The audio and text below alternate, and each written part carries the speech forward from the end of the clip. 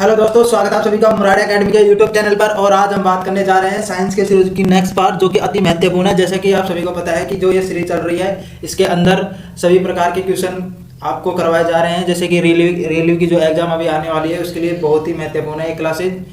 Science के लिए आपको पता है कि जो साइंस का वेटेज है वह रेलवे के अंदर बहुत ज़्यादा है। तो आई होप आप सभी स्वस्थ होंगे, दुरुस्त होंगे दोस्तों। तो चलिए देखते हैं आज के महत्वपूर्ण क्वेश्चन। पहला क्वेश्चन है,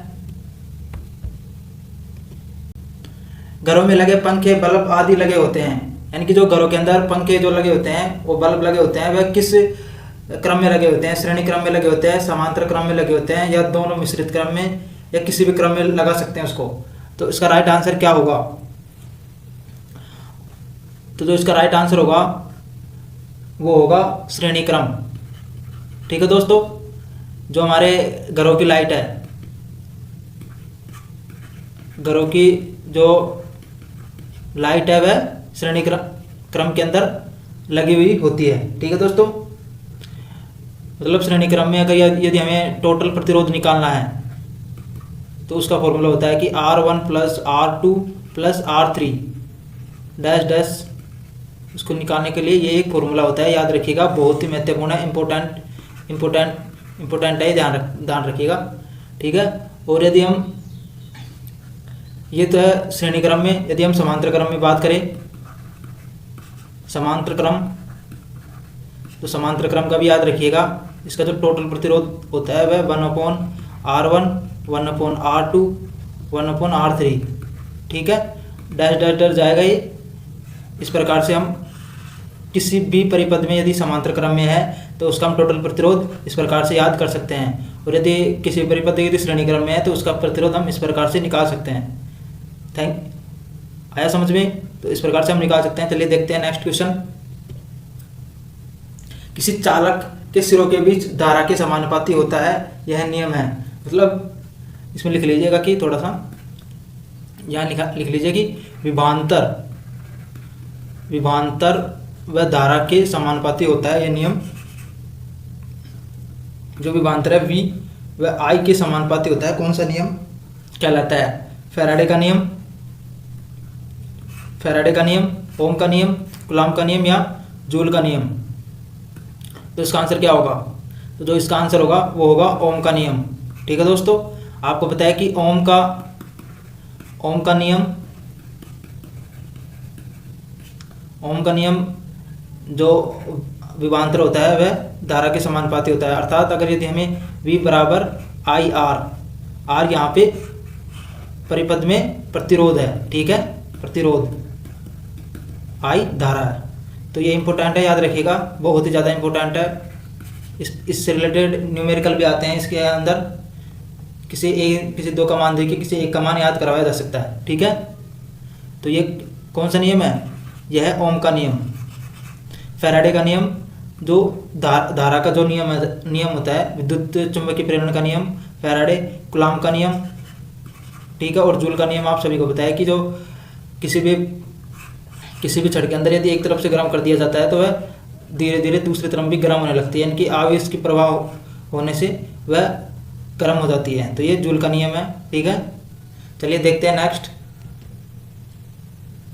विशिष्ट प्रतिरोध का एसआई मात्रक है, विशिष्ट प्रतिरोध का एसआई मात्रक है, ओम है या ओम मीटर है, या ओम मीटर है, मतलब ओम अपॉन मीटर है, या ओम मीटर है, या इसको ओम मीटर प्रति स्क्वायर। ठीक है, मतलब ये ओम का चिन्ह है, ठीक है, ये ओम, ये एम, ये है, फिर या ओम मीटर है, फिर ये ओम मीटर स्क्वायर है। तो राइट आंसर क्या होगा? तो जो इसका राइट आंसर होगा वो होगा ओम मीटर। ठीक है, ओम मीटर इसका राइट आंसर होगा। अब बात करते हैं विशिष्ट प्रतिरोध क्या होता है। मतलब विशिष्ट प्रतिरोध प्रतिरोधकता ही होती है, मतलब इसको हम प्रतिरोधकता भी कह सकते हैं, जिसको बोल सकते हैं प्रतिरोधकता। ठीक है, विशिष्ट प्रतिरोध को हम प्रतिरोधकता भी कह सकते हैं। अब देखते हैं, देखो होता क्या है कि जो R बराबर रो L अपॉन, ये रो होती है ऐसे, रो अपॉन ए, ठीक है, ये एक संबंध होता है, यानी कि जो भी ये पृष्ठ है और प्रतिरोध है, उनके बीच में जो बहने वाली जो धारा है उससे रिलेटेड ये एक संबंध होता है। ठीक है, अब बात करते हैं कि जो इसमें यहाँ पे हम रो का मान निकालेंगे, तो रो का मान निकालेंगे तो रो हो जाता है RA/L। ठीक है, अब जो ये रो होता है ये ही विशिष्ट प्रतिरोध कहलाता है, यानी कि ये विशिष्ट प्रतिरोध ही है, ये विशिष्ट प्रतिरोध ही कहलाता है। ठीक है, अब इसमें से हम इसका जो मात्रक निकालेंगे, जो प्रतिरोध का मात्रक तो ओम हो गया, और यहाँ पे जो ये है ए, ये क्या है, एरिया, यह है एरिया। ठीक है, एरिया क्या है, इस पृष्ठ का एरिया, अनुप्रस्थ काट का क्षेत्रफल। ठीक है, तो क्षेत्रफल को लिख देंगे हम मीटर स्क्वायर अपॉन में एल की लंबाई के लिए एम लिख देंगे। ठीक है, और एम से एम कैंसिल हो जाएगा, तो यहाँ पे रो का जो मात्रक आ जाएगा ना ओम मीटर आ जाएगा। ठीक है दोस्तों, तो इस प्रकार से हम ये याद कर सकते हैं। तो इम्पोर्टेंट है, याद रखिएगा, ओम मीटर, ओम इंटू मीटर इसका विशिष्ट प्रतिरोध का मात्रक होता है। ठीक है, ओम तो आप सभी को पता है, ये ओम जो होता है ये प्रतिरोध का मात्रक होता है। चलिए देखते हैं नेक्स्ट, विद्युत चुम्बकीय प्रेरण के नियमों का उपयोग निम्न में से किसको बनाने में किया जाता है। विद्युत चुम्बकीय प्रेरण के नियमों का उपयोग निम्न में से किसको बनाने में किया जाता है। ऑप्शन है धारामापी, विद्युत मोटर, वोल्टमीटर या जनित्र। राइट आंसर क्या होगा, तो इसका आंसर हो जाएगा विद्युत चुम्बकीय प्रेरण का नियम का उपयोग करने वाला कौन सा उपकरण है, तो वो उपकरण है जनित्र, यानी कि जनित्र के अंदर विद्युत चुम्बकीय प्रेरण का नियम लागू होता है। ठीक है, अब बात करते हैं विद्युत चुम्बकीय प्रेरण क्या होता है इसके बारे में। विद्युत चुम्बकीय प्रेरण ये होता है कि जैसे कि ये एक चुंबकीय छड़ है N और S। ठीक है दोस्तों, N और S ये इसकी छड़ है, और यदि कोई भी पृष्ठ है, ये एक मान लो एक पृष्ठ है, यदि इस पृष्ठ के मतलब इस पृष्ठ के पास यदि इस चुंबक को, ये एक कुंडली है, मतलब इस प्रकार से, मतलब ये पृष्ठ के ऊपर ऐसे कुंडली लगी हुई होती है ऐसे। ठीक है, और यदि इस कुंडली के पास यदि इस चुंबक को लेके आते हैं, मतलब लेके आते हैं, तो इसमें से विद्युत चुंबकीय ऐसे निकलेगी। ठीक है, और जब इसको पास लाया जाता है तो एक विक्षोभ उत्पन्न हो जाता है, और विक्षोभ उत्पन्न हो जाता है तो मतलब उसमें धारा प्रवाहित हो जाती है, क्योंकि इसके यहाँ मतलब इसके अंदर एक गैल्वेनोमीटर लगा दिया जाता है, जिससे पता किया जा सकता है कि इसमें धारा बह रही है या नहीं बह रही है। ठीक है दोस्तों, ये विद्युत चुम्बकीय प्रेरण का नियम है, यानी कि किसी भी चुंबक को यदि कुंडली के पास लेके जाया जाता है तो उस कुंडली के अंदर धारा प्रवाहित होने लगती है, यानी कि एक विक्षोभ उत्पन्न होता है जिसके कारण धारा प्रवाहित होने लगती है, और इस धारा को माप लिया जाता है गैल्वेनोमीटर के द्वारा कि उसके अंदर कितनी धारा बह रही है। ठीक है, और इसी से रिलेटेड एक और होता है विद्युत फ्लक्स। क्या होता है, विद्युत फ्लक्स। विद्युत फ्लक्स के अंदर क्या होता है कि ये मानो एक पृष्ठ है, और पृष्ठ से कितनी विद्युत चुम्बकीय किरण निकल रही है, एकांक समय में निकलने वाली विद्युत चुम्बकीय किरणें या तरंगे, वह विद्युत चुम्बकीय फ्लक्स कहलाता है, इनकी विद्युत फ्लक्स कहलाता है। ठीक है, और विद्युत चुम्बक फ्लक्स का मात्रक होता है वेबर। याद रखिएगा, इंपॉर्टेंट है, विद्युत चुंबक व विद्युत चुम्बकीय फ्लक्स का जो मात्रक होता है वह वेबर होता है, और जो जनित्र विद्युत चुम्बकीय प्रेरण के सिद्धांत पर कार्य करता है। ठीक है, देखते हैं नेक्स्ट, विद्युत मोटर निम्न सिद्धांत के अनुसार कार्य करती है। ऑप्शन है लेंज का नियम, फैराडे का नियम, ओम का नियम या फ्लेमिंग का नियम। तो इसका आंसर क्या होगा, तो इसका आंसर होगा फैराडे के नियम पर कार्य करती है। विद्युत मोटर फैराडे के नियम पर कार्य करती है, याद रखिएगा। ठीक है, फ्लेमिंग का नियम आपको पता होगा, दाएं हाथ का नियम, बाएं हाथ का नियम, जो कि फ्लेमिंग के धारा, बल और चुंबकीय क्षेत्र, यानी कि धारा, बल और चुंबकीय क्षेत्र इन तीनों की दिशाओं के रूप में बताया गया है फ्लेमिंग के अनुसार कि धारा जिस दिशा में बहती है तो बल किस दिशा के अंदर लगता है या चुंबकीय क्षेत्र किस दिशा के अंदर लगता है, तो फ्लेमिंग के नियम पे बताया गया था। ठीक है, ओम का नियम मैंने आपको भी बता दिया। ठीक है, चलिए देखते हैं नेक्स्ट। ये देख लीजिए, मतलब इसके अंदर तो लेंज का नियम बताया गया है कि लेंज का नियम जो ऊर्जा संरक्षण के सिद्धांत के संबंध में ही होता है। चलो, न तो उत्पन्न की जा सकती है ऊर्जा और न नष्ट की जा सकती है, एक रूप से दूसरे रूप में बदली जा सकती है। लेंज का नियम भी ऊर्जा संरक्षण के सिद्धांत पर कार्य करता है। ठीक है, ये जो ट्रांसफार्मर है, ट्रांसफार्मर जो होता है वो किस सिद्धांत पर कार्य करता है? फ्लेमिंग के सिद्धांत पर और फ्लेमिंग के नियम पर। मतलब क्या है, मतलब ये फिर उसके अंदर दे रखा है डीसी को एसी में परिवर्तन करता है, एसी को वोल्टता को घटाने बढ़ाने के लिए प्रयोग किया जाता है, या एसी को डीसी में परिवर्तन करता है, या विद्युत ऊर्जा को यांत्रिक ऊर्जा में परिवर्तन करता है। तो आप सभी को बताया कि जो ट्रांसफार्मर लगे हुए होते हैं हमारे घरेलू ऊर्जा के लिए, घरेलू जो विद्युत ऊर्जा आती है उससे पहले ट्रांसफार्मर लगे होते हैं, तो वह वोल्टता को घटाने और बढ़ाने के लिए उपयोग किया जाता है। और हमारे घरों में कौन सी विद्युत ऊर्जा आती है? तो एसी आती है, अल्टरनेटिव करंट। ठीक है दोस्तों, चलिए देखते हैं नेक्स्ट। लेंज का नियम देख लीजिए, अभी मैंने आपको बताया था कि लेंज का नियम निम्नलिखित में से किसके लिए आवश्यक है? ऊर्जा संरक्षण के लिए रेखीय संवेग, ये एक रेखीय संवेग, इसको निकालने में लिख दीजिए।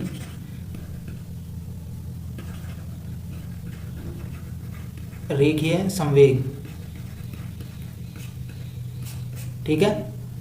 फिर है द्रव्यमान का संरक्षण, फिर कोणीय संवेग संरक्षण, यहाँ लिख लीजिए संरक्षण, कोणीय संवेग संरक्षण, द्रव्यमान का संरक्षण, रेखीय संवेग संरक्षण और ऊर्जा का संरक्षण, तो किस सिद्धांत पर कार्य करता है? तो इसका जो राइट आंसर हो जाएगा वो हो जाएगा ऊर्जा संरक्षण के नियम पर, ऊर्जा संरक्षण के नियम पर। ठीक है, ऊर्जा संरक्षण के नियम पर यह कार्य करता है। मतलब मैंने बताया था कि आपको कि ऊर्जा को न तो नष्ट किया जा सकता है न उत्पन्न किया जा सकता है, लेंज का नियम ये कहता है। अभी मैंने आपको बताया भी था, देख लीजिए, मैं दोबारा बता देता हूँ। ये देखिए, जो लेंज का नियम है, लेंज का जो नियम है वह ऊर्जा संरक्षण के सिद्धांत के संबंध में है। हम ऊर्जा संरक्षण का सिद्धांत बताते हैं कि ऊर्जा को न तो उत्पन्न किया जा सकता है न ही नष्ट किया जा सकता है, लेकिन ऊर्जा को एक रूप से दूसरे रूप में बदला जा सकता है। ठीक है, यानी कि लेंज का नियम ऊर्जा संरक्षण के सिद्धांत पर आधारित है। ठीक है, अब ये क्या होता है, जैसे कि यांत्रिक ऊर्जा होती है, यांत्रिक जो ऊर्जा टोटल ऊर्जा होती है EM बराबर जो होती है पोटेंशियल एनर्जी और काइनेटिक एनर्जी, यानी कि स्थितिज ऊर्जा और गतिज ऊर्जा का योग के बराबर होती है यांत्रिक ऊर्जा। ठीक है, इंपॉर्टेंट है, याद रखिएगा ये, यांत्रिक ऊर्जा हमेशा स्थितिज ऊर्जा और गतिज ऊर्जा के योग के बराबर होती है। चलिए देखते हैं नेक्स्ट। ब्रह्मांड में सबसे अधिक मात्रा में कौन सा तत्व पाया जाता है? ब्रह्मांड में कौन सा तत्व सबसे अधिक मात्रा में पाया जाता है? तो इसका राइट आंसर होगा, वो होगा हाइड्रोजन। हाइड्रोजन सबसे अधिक मात्रा में पाया जाता है। ठीक है, चलिए देखते हैं नेक्स्ट। तारों व सूर्य की ऊर्जा का स्रोत है। तारों और सूर्य की ऊर्जा का स्रोत क्या है? नाभिक के संलयन, विद्युत चुंबकीय प्रेरण, नाभिक के विखंडन और विद्युत बल। तो इसका राइट आंसर क्या होगा? ये मैंने पहले भी बताया आपको कि इसका राइट आंसर जो होगा नाभिक के संलयन होगा, क्योंकि जो नाभिक के संलयन के अंदर छोटे छोटे पदार्थ आपस में मिलकर एक बड़ा पदार्थ का निर्माण करते हैं। ठीक है दोस्तों, नाभिक के संलयन के अंदर मतलब जो सूर्य के अंदर है छोटे छोटे पदार्थ मिल रहे हैं, तो उससे बहुत अधिक ऊर्जा उत्पन्न हो रही है, सूर्य और तारे। ठीक है, देखते हैं इसके बारे में भी। ये देखिए, मतलब यूरेनियम 235 है। ठीक है, यूरेनियम 235 यूरेनियम का एक मतलब आयस्क है, यूरेनियम 235। बाण में यूरेनियम 235 पता होना चाहिए, 235 बाण में। ठीक है, बाण में यूरेनियम 235, ये बहुत इंपॉर्टेंट है। इस पे यदि न्यूट्रॉन की बौछार कर दी जाती है, न्यूट्रॉन की बौछार कर दी जाती है, तो वह दो भागों में टूट जाता है और क्रिप्टॉन और बेरियम दो भागों में टूट जाती है और बहुत अधिक मात्रा में ऊर्जा मुक्त होती है और न्यूट्रॉनों का निर्माण होता है। यहाँ पे 3 न्यूट्रॉनों का निर्माण होता है। ये तो होता है नाभिकीय विखंडन। क्या होता है? नाभिकीय विखंडन। क्योंकि यहाँ पे एक बड़ा पदार्थ टूटकर 2 छोटे छोटे पदार्थों में टूट जाता है और अधिक एनर्जी प्लस में 3 न्यूट्रॉन और निर्माण करता है। ठीक है, अब देखते हैं इन दोनों के बारे में भी। ये देख लीजिए, यहाँ पे तो ये टूट के बहुत सारे मतलब क्रिप्टॉन और बेरियम के अंदर टूट जाता है और न्यूट्रॉन्स बनते हैं। लेकिन न्यूक्लियर फ्यूजन के अंदर मतलब 2 पदार्थ मिलकर, यहाँ पे ड्यूटेरियम और ट्राइट्रियम मिलकर एक छोटा पदार्थ बनता है और हीलियम बन जाता है और उसके साथ न्यूट्रॉन्स निकलते हैं। बहुत अधिक एनर्जी मुक्त होती है यहाँ से। ठीक है, अब बात करते हैं नेक्स्ट। तारों और आकाशगंगा का व्यास मापने के लिए प्रयुक्त उपकरण है।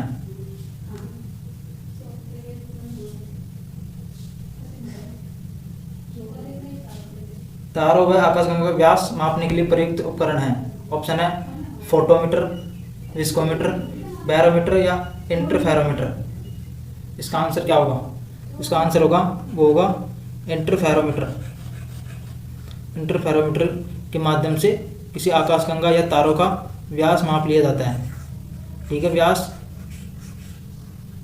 ये होता है, मतलब ये केंद्र है, तो मतलब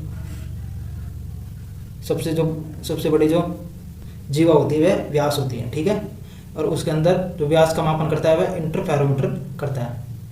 चलिए देखते हैं नेक्स्ट। निम्नलिखित में से कौन सी प्रक्रिया कार्बन डाइऑक्साइड वातावरण को हटाती है? मतलब किस प्रक्रिया के द्वारा कार्बन डाइऑक्साइड को वातावरण से हटाया जा सकता है? ऑप्शन है प्रकाश संश्लेषण, विद्युत अपघटन, बायोडिग्रेशन, गैल्वेनीकरण। क्या आंसर होगा इसका? बताइए दोस्तों, इसका आंसर क्या होगा? तो इसका आंसर होगा प्रकाश संश्लेषण। प्रकाश संश्लेषण के माध्यम से वातावरण से कार्बन डाइऑक्साइड हटाई जा सकती है। ठीक है, देखते हैं प्रकाश संश्लेषण के बारे में। प्रकाश संश्लेषण की प्रक्रिया तो आप सभी को पता है, मैंने पहले ही बता चुका हूं। यानी कि 6CO2 और 6H2O, यानी कि 6 तो कार्बन डाइऑक्साइड के अणु और 6 ही जल के अणु, इसको फोटोसिंथेसिस मतलब प्रकाश की उपस्थिति में और क्लोरोफिल की उपस्थिति में यदि अभिक्रिया करवाई जाती है तो ग्लूकोज का निर्माण होता है। C6H12O6 और ऑक्सीजन निकलती है, प्लस में H2O भी निकलता है इसके अंदर। ठीक है, इस प्रकार से यह अभिक्रिया संपन्न होती है। ये देखिए यहाँ पे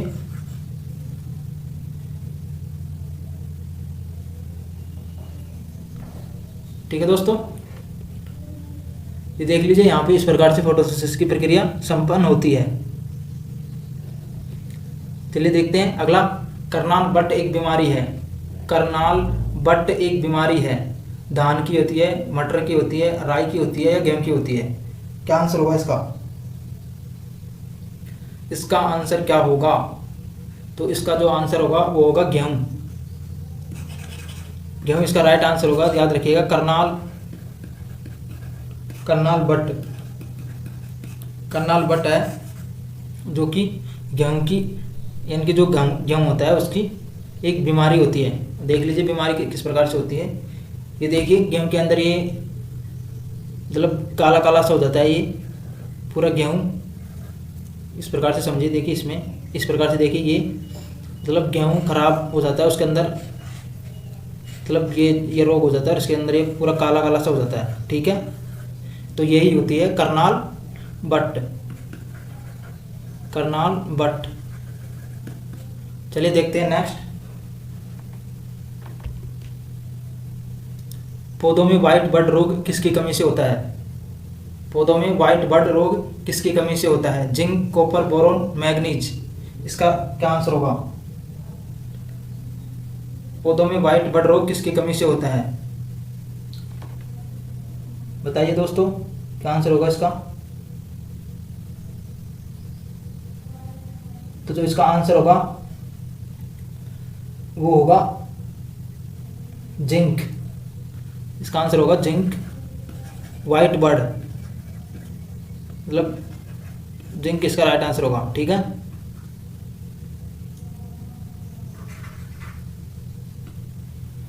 याद रखिएगा व्हाइट बर्ड रोग जिंक की कमी से होता है पौधों के अंदर। ठीक है, देखते हैं नेक्स्ट। निम्नलिखित में से कौन से जीवाणु से पौधों में किरीट पिटिका रोग हो जाता है? कौन से जीवाणु की वजह से आपको बैक्टीरिया बताना है जिसे किरीट पिटिका रोग हो जाता है पौधों के अंदर? बेसिलस यूरेथुरीजेनेसिस, क्यूडोमोनास प्रतिदीप्ति, एग्रोबैक्टीरियम ट्यूफेसियंस, इनमें से कोई नहीं। क्या आंसर होगा इसका? तो जो इसका आंसर होगा वो होगा एग्रोबैक्टीरियम ट्यूफेसियंस। ठीक है, किरीट पिटिका, याद रखिएगा किरीट पिटिका तो जीवाणुओं से होता है पौधों के अंदर, वह एग्रोबैक्टीरियम ट्यूफेसियंस की वजह से होता है। चलिए देखते हैं नेक्स्ट। रसायनों का एक समूह जो कोशिका विभाजन और पौधों के गठन को प्रभावित करता है, क्या होगा? रसायनों का एक समूह जो कोशिका विभाजन और पौधों के गठन को प्रभावित करता है। ऑप्शन है साइटोकाइनिन, डार्विन, जिबरेलिन्स या ऑक्सिन। आप सभी को पता है कि ये सब हार्मोन है जो पौधों के अंदर अलग अलग कार्य करते हैं। ठीक है, तो जो कार्य किया जाता है कि कोशिका का विभाजन और गठन का कार्य करता है वह साइटोकाइनिन करता है, साइटोकाइनिन। ठीक है, साइटोकाइनिन। चलिए देखते हैं नेक्स्ट। ये देख लीजिए, ऑक्सिन्स, जिब्रेलिन्स, साइटोकाइनिन, एब्सिसिक और एथिलीन। जो एथिलीन होता है यह क्या होता है? एक गैसीय हार्मोन, एकमात्र गैसीय हार्मोन।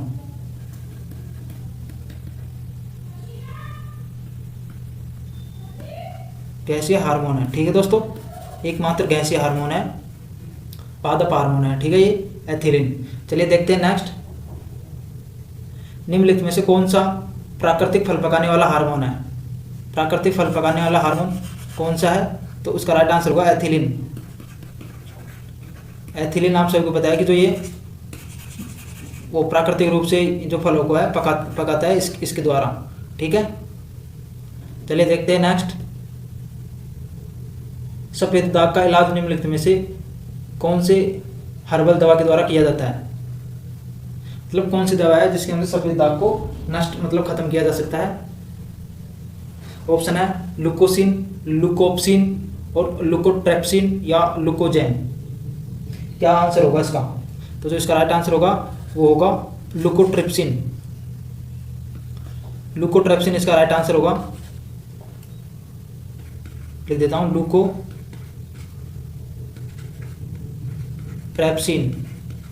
ठीक है दोस्तों, लुकोट्रेप्सिन इसका राइट आंसर होगा।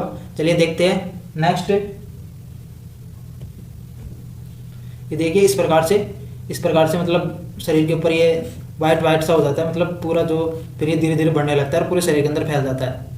तो इसको खत्म करने के लिए लुकोट्रेप्सिन नाम की एक दवाई आती है, हर्बल दवाई, उससे इसको खत्म किया जा सकता है। ठीक है, चलिए देखते हैं नेक्स्ट। मानवों में गुणसूत्र 21 की त्रिगुणसूत्रता उत्तरदायी है। मतलब किसके कारण परमाणु गुणसूत्रों की संख्या में गड़बड़ेशन हो जाती है या फिर उसमें कमियां ज्यादा हो जाता है? किसके कारण होता है ये? इसका राइट आंसर क्या होगा? तो इसका जो राइट आंसर होगा वो होगा डाउन सिंड्रोम। डाउन सिंड्रोम की वजह से ये हो जाता है। ठीक है दोस्तों, चलिए देखते हैं नेक्स्ट। कौन सी बीमारी दिल से संबंधित नहीं है? तो न्यूमेरिज्म, डिप्थीरिया, कार्डियोमायोपैथी या मायोकार्डियल रप्चर। तो जो इसका राइट आंसर होगा डिप्थीरिया। आप सभी को पता है डिप्थीरिया क्या होता है? डिप्थीरिया एक बीमारी होती है जो कि कौन से जीवाणु के द्वारा होती है? ये पहला तो ये याद रखेगा, ये जीवाणु के द्वारा होती है। कौन सा जीवाणु होता है? तो कोरोनी बैक्टीरियम डिप्थीरिया, यानी कि कोरोनी बैक्टीरियम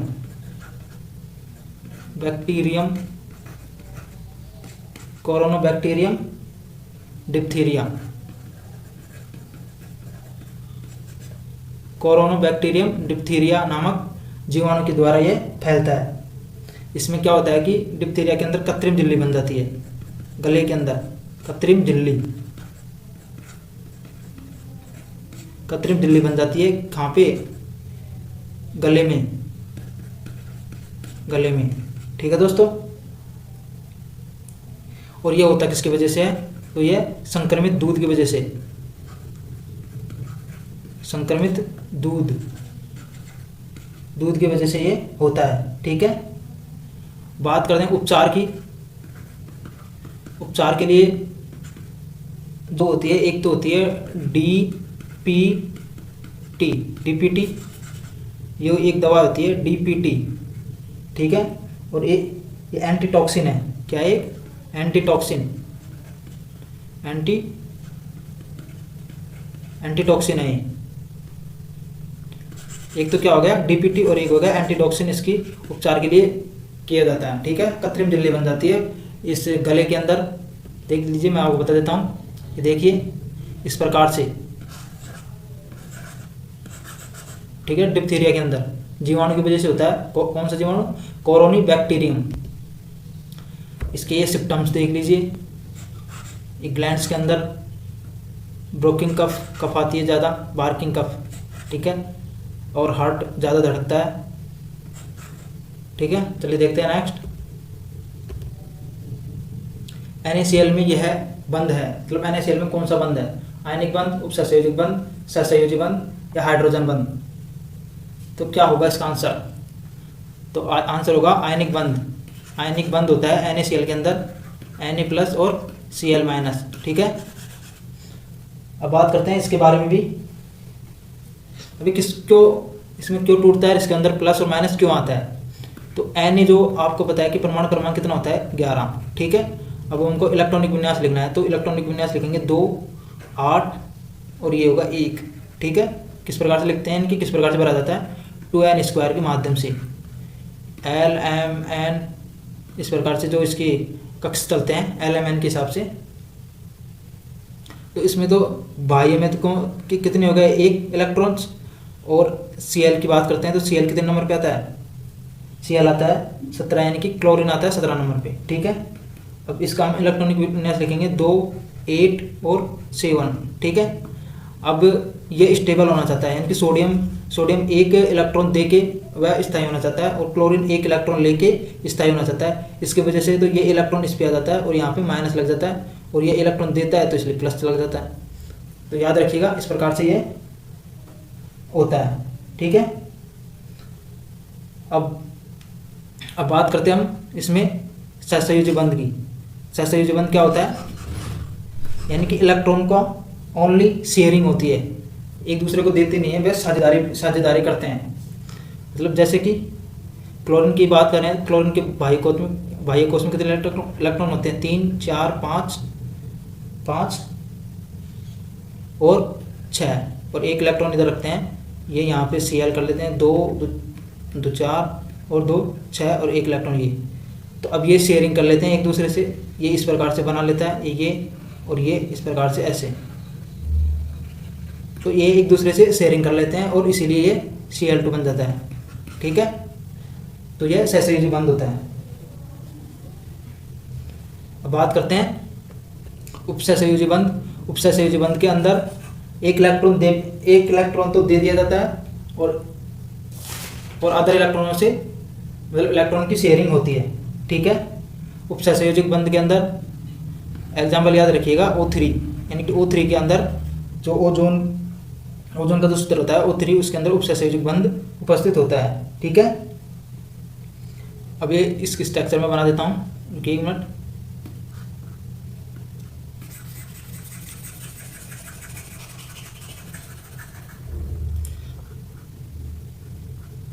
रुकिए, देखिए उपसहसंयोजक बंध। उपसहसंयोजक बंध के बारे में देखते हैं। उपसहसंयोजक बंध जो होता है वो O3 के अंदर होता है, यानी कि ओजोन। ओजोन का सूत्र जो होता है ये होता है। अब देखते हैं इस किस प्रकार से बनता है ये। मतलब ये ऑक्सीजन है तो इसके बाद हम क्वेश्चन देख लेते हैं। 2 2 4 और क्या लिख रहे हैं 2 8, ठीक है, ओजोन के अंदर। और यहाँ पे 2 इलेक्ट्रॉन और यहाँ पे 2, ठीक है। ये ऑक्सीजन हो गया। ऑक्सीजन के बाहर देख लेते हैं यहाँ पे, रुकिए एक मिनट।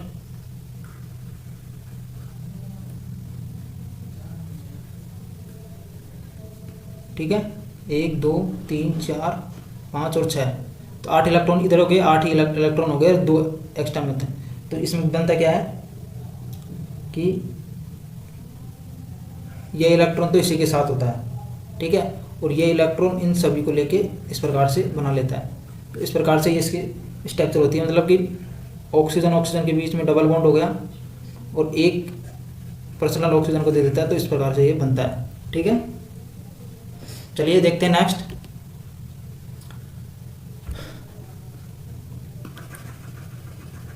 इनके 2 परमाणु के बीच बंध प्रकृति अधिक होती है तो उनकी विद्युत ऋणात्मकता कम अंतर होता है। इसका आंसर क्या होगा? तो इसका जो आंसर होगा वो होगा ध्रुवीय सहसंयोजक। ध्रुवीय सहसंयोजक, ठीक है, ध्रुवीय सहसंयोजक। सॉरी दोस्तों, इसको काटते हैं यहाँ से। ध्रुवीय सहसंयोजक नहीं होगा, इसका जो राइट आंसर होगा सहसंयोजक बंध, ठीक है। मतलब 2 परमाणु के बीच की प्रकृति अधिक होती है, बंध की प्रकृति अधिक होती है यदि उसमें विद्युत ऋणात्मकता का अंतर कम होता है तब, तो वो बंध कौन सा कहलाएगा? सहसंयोजक बंध, ठीक है। जो जल होता है उसके अंदर कौन सा बंध उपस्थित होता है, ठीक है, ये आपको बताना है। आपको पता है कि हाइड्रोजन इस प्रकार से, मतलब इस प्रकार से 2 हाइड्रोजन इस प्रकार से जुड़ते हैं, इस प्रकार की आकृति होती है उसकी, ठीक है। इस प्रकार से अब बनता है जल की जो स्ट्रक्चर होती है, ऑक्सीजन के ऊपर 2 इलेक्ट्रॉन संयुग्मी इलेक्ट्रॉन उपस्थित होते हैं, ऐसे इस प्रकार की इस संरचना होती है, इस सीधी संरचना होती है ये। तो उसमें कौन सा बंध उपस्थित होता है? तो उसमें ध्रुवीय बंध उपस्थित होता है, याद रखिएगा, ध्रुवीय बंध, ठीक है। सहसंयोजक बंध तो उपस्थित होता है, लेकिन कौन सा सहसंयोजक बंध? उसमें ध्रुवीय सहसंयोजक बंध उपस्थित होता है। चलिए देखते हैं नेक्स्ट। कार्नोलाइट किसका आयस्क है? कार्नोलाइट किसका आयस्क है? ऑप्शन है यूरेनियम, थोरियम, यूरेनियम डबल बार आ चुका है, इसको रॉन्ग कर दीजिए, और सीसा। तो जो इसका राइट आंसर होगा वो होगा यूरेनियम। यूरेनियम कार्नोलाइट आयस्क है, ठीक है। कार्नोलाइट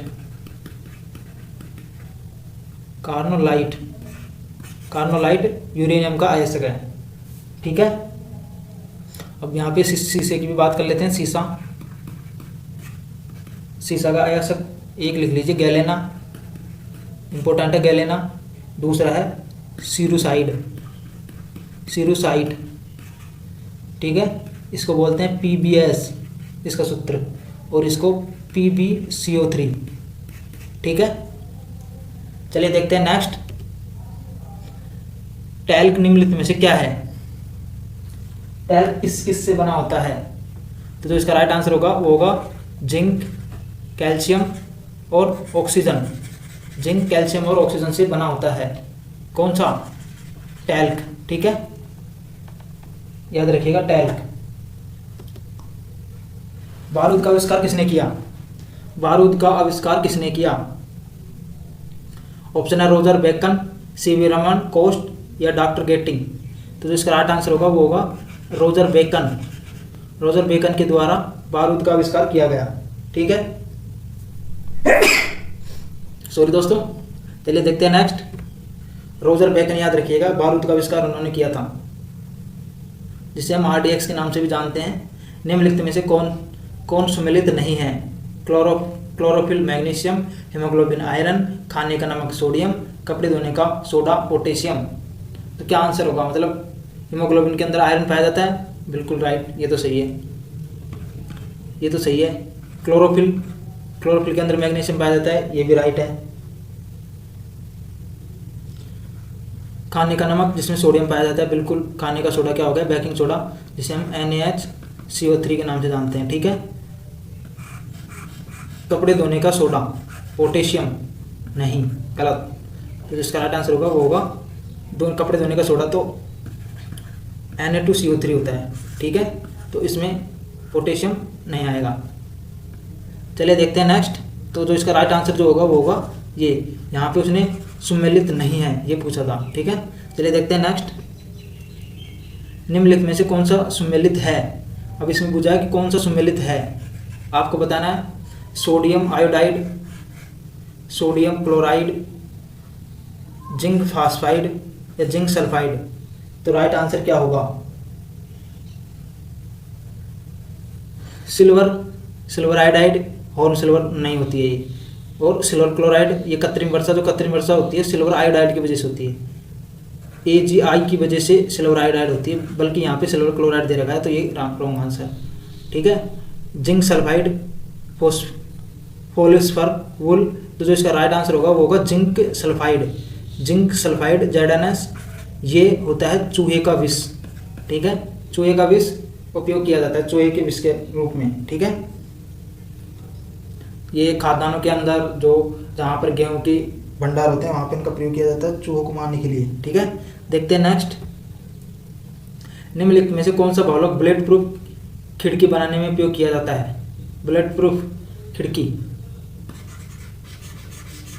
खिड़की बनाने के लिए उपयोग किया जाता है पॉलीकार्बोनेट, पॉलीस्टायरीन, पॉलीयूरेथेन, पॉलीथेमाइड और पॉलीएमाइड। तो इसका राइट आंसर क्या होगा, तो जो इसका राइट आंसर होगा वो होगा पॉलीकार्बोनेट इसका राइट आंसर होगा, ठीक है। जो बुलेट प्रूफ जो आती है, आपने देखा होगा बुलेट प्रूफ जैकेट्स भी आती है जो पुलिस वाले पहनते हैं, उससे गोली आर पार नहीं होती है। और बुलेट प्रूफ जो खिड़कियाँ आती है, खिड़की उसको पॉलीकार्बोनेट के द्वारा बनाई जाती है, ठीक है। देखते हैं नेक्स्ट। पॉलीकार्बोनेट क्या है, एक बहुलक है, ठीक है, ऊपर भी लिख रखा है बहुलक है ये। चलिए देखते हैं नेक्स्ट। चारकोल घर में क्या जलाकर बनाया जा सकता है। इनकी चारकोल बनाना है तो क्या जलाकर बनाया जा सकता है।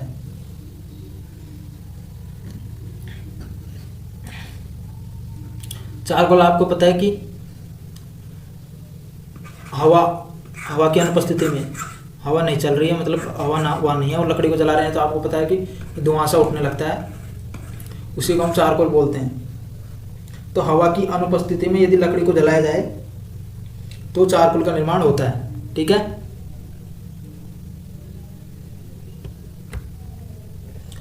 तो दोस्तों थैंक यू सो मच हमारे मराठी एकेडमी यूट्यूब चैनल पर यह वीडियो देखने के लिए। कृपया पसंद आए तो लाइक कीजिए, शेयर कीजिए, सब्सक्राइब कीजिए। धन्यवाद।